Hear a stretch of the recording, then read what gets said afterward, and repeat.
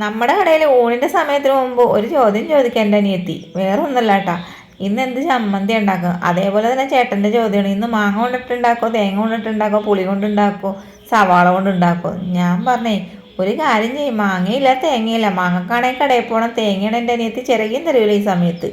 11:30 മണിയായി. എന്നാൽ പിന്നെ ഞാൻ പറഞ്ഞേ, സവാള കൊണ്ടിട്ട് കച്ചമ്പറ ഉണ്ടാക്കാന്ന് പറഞ്ഞു. എടുത്താൽ മൈക്കാളോ പറഞ്ഞാൽ ഇന്നലെയും കച്ചമ്പർ ഇന്നും കച്ചമ്പർ, ഇത് എല്ലാ ദിവസവും കച്ചമ്പർ കൊടുത്ത ആൾക്കാരെന്ത് വിചാരിക്കും. എന്നാൽ പിന്നെ നിങ്ങളൊരു കാര്യം ചെയ്യും, മാറിയിരിക്കങ്ങട്, ഞാനൊരു ഐറ്റം ഉണ്ടാക്കാമെന്ന് പറഞ്ഞു. സത്യം പറഞ്ഞ വെല്ലുവിളിയൊക്കെ സ്വീകരിച്ചിട്ട് ഇതെന്തുണ്ടാക്കും എന്നുള്ളത് എൻ്റെ മനസ്സിലില്ല കേട്ടോ. ഞാൻ പോയി നേരെ ഫ്രിഡ്ജ് തുറന്ന് നോക്കിയപ്പോൾ ABC ജ്യൂസ് അടിക്കാൻ വേണ്ടിയിട്ട് ഞാൻ ബീറ്റ്റൂട്ടും ക്യാരറ്റും മേടിച്ചിട്ടുണ്ടായിരുന്നു. ക്യാരറ്റാണെങ്കിൽ വാടിക്കുലഞ്ഞ്. പിന്നെ ഞാനൊന്നും നോക്കില്ല, വാടിക്കുലഞ്ഞെങ്കിൽ വാടിക്കുലഞ്ഞത് അതെടുത്തിട്ട് നമുക്ക് എന്തെങ്കിലും ചെയ്ത്, ചമ്മന്തിയാണോ സാലഡാണോ എന്നൊന്നും പറയാൻ പറ്റൂല. ഉണ്ടാക്കി കഴിയുമ്പോൾ ഞാൻ എന്താണെന്ന് നിങ്ങൾ തന്നെ അഭിപ്രായം പറഞ്ഞോട്ടാ. സവാളയും ക്യാരറ്റൊക്കെ ക്ലീൻ ചെയ്ത് വന്നപ്പോഴാണ് എൻ്റെ മനസ്സിലേക്ക് ഒരു ആശയം കിടന്നത്. എന്നാൽ പിന്നെ അത് തന്നെ ഉണ്ടാക്കണമെന്ന് ഞാനും വിചാരിച്ചു. ചോപ്പറുള്ളത് എൻ്റെ ഭാഗ്യം, അല്ലെങ്കിൽ ഞാൻ കുഞ്ഞു അരിഞ്ഞെടുക്കാൻ എന്നെ കൊണ്ടൊന്നും പറ്റുന്നില്ലെന്നേ.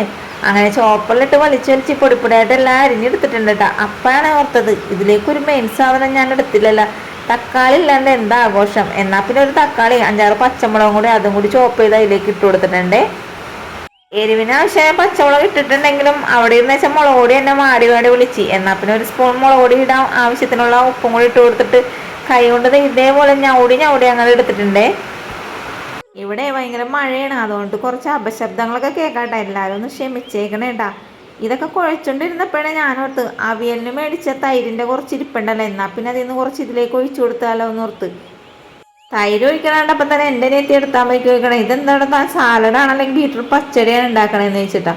ഞാൻ പറഞ്ഞ ഇത് സാലഡും അല്ല ബീറ്റ്റൂട്ട് പച്ചടി അല്ല, ഇത് വേറെ ഏതോ ഒരു ഐറ്റം എന്ന് പറയും. നമ്മൾ വെറൈറ്റി ആണോ വെറൈറ്റി. അപ്പം അതിന് ടേസ്റ്റ് ചെയ്ത് നോക്കിയപ്പോഴേ തൈര് ഇച്ചിരി പുളി കുറവുണ്ട്. എന്നാൽ പിന്നെ പകുതി നാരങ്ങ നീരും കൂടി ഞങ്ങൾ ഒഴിച്ചു കൊടുത്തിട്ടുണ്ട്. സത്യം പറഞ്ഞാൽ നമ്മൾ അപ്പപ്പം തോന്നിക്കണ കാര്യങ്ങൾ അപ്പപ്പം ചെയ്തുകൊണ്ടിരിക്കണേണ്ട, അല്ലാതെ ഇതൊന്നും മുൻകൂർ ജാമ്യം എടുത്തിട്ടൊന്നല്ല ഇത് ഉണ്ടാക്കാൻ കയറിയത്. അപ്പം നാരങ്ങ നീര് ഒഴിച്ച് കഴിഞ്ഞപ്പോഴാണ് എൻ്റെ മനസ്സിലേക്ക് ഒരു ആശയവും കൂടി കടന്നു വന്നത്. വേറൊന്നല്ല, ഇവിടെ പുട്ടിന് രാവിലത്തേക്ക് പപ്പടം വറുത്തതുണ്ടായിരുന്നു. എന്നാൽ പിന്നെ ആ പപ്പടവും കൂടി അങ്ങോട്ട് പൊടിച്ചിട്ടാലോ, ഇത് ഒന്നും കൂടി വെറൈറ്റി ആയാലോ എന്നോർത്ത് പിന്നെ ഒന്നും നോക്കിയില്ല. പപ്പടത്തിന് അങ്ങാട് പൊടിച്ചങ്ങട് അതിലേക്ക് ഇട്ട് കൊടുത്തിട്ടുണ്ട്. അപ്പം ഇനിയേ ഇവിടം വെച്ച് ഞാൻ സ്റ്റോപ്പ് ചെയ്യണേ, വേറെ ഒന്നുമല്ല. പിന്നെ എൻ്റെ മനസ്സിലേക്ക് ഓരോന്നോരോന്ന് കടന്നു വന്ന് അതിലേക്ക് ഓരോന്നോരോന്ന് ഇട്ടുകൊണ്ടിരിക്കും. അപ്പം ഞാൻ ഓർത്തേ വേണ്ട മതി, ഇവിടെ വെച്ച് നിർത്താം. അങ്ങനെ ഞാൻ എന്തിരുന്ന ടേസ്റ്റ് ചെയ്യാനായിട്ട് ഞാൻ ഒരാളെ വിളിക്കട്ടെ കേട്ടാ. ചേച്ചി ഇതേ എൻ്റെ ചമ്മന്തി ഒന്ന് ടേസ്റ്റ് ചെയ്ത് നോക്കിയേ. നിക്ക് കൊള്ളാലേ, ആദ്യം ടേസ്റ്റ് ചെയ്, നിക്ക് ടേസ്റ്റ് ചെയ്ത് നോക്കിയേ. നല്ലതാണ്, എന്താണെങ്കിലും പറയണോട്ടാ. ഇതെന്താണ് വീഴണമില്ലല്ലോ, എന്ത് വായിലോട്ട് പോയില്ലല്ലോ, അധികുമ്പോ നല്ലതാണ്.